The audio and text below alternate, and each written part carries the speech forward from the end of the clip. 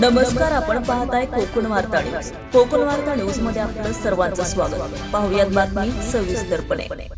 रत्नागिरी जिल्ह्यातील खेड तालुक्यामध्ये होत असलेल्या सुकिवली पंचायत समिती गण निवडणुकीमध्ये भारतीय जनता पार्टीचे अधिकृत उमेदवार दिव्या विशाल होळकर यांना कमळाच्या चिन्हावर बटन दाबून विजयी करा असं लोकांना आवाहन करण्यात आले.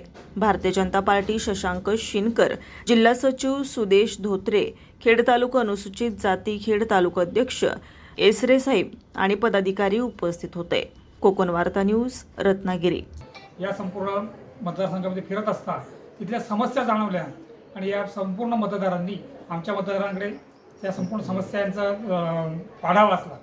दुर्दैवाची गोष्ट अशी की 35 वर्ष सरकार किंवा एकाच पक्षाची सत्ता असून देखील आज लोकांना मूलभूत सुविधांपासून वंचित राहावं लागतं आणि त्या गरजा आजही पूर्ण न होता पूर्ण झालेल्या आहेत, अपूर्ण राहिलेल्या आहेत.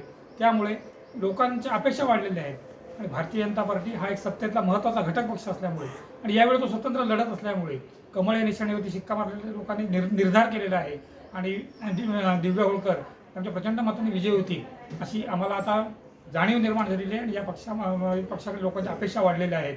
सरकारमध्ये सत्तेमध्ये असल्यामुळे कामाचे देखील उरक जो आहे तो देखील होणार आहे आणि त्यामुळे लोकांचा हा जो उदंड प्रतिसाद मिळत आहे यामुळे आमच्या आशा अपेक्षा पल्लवित झालेल्याच आहेत.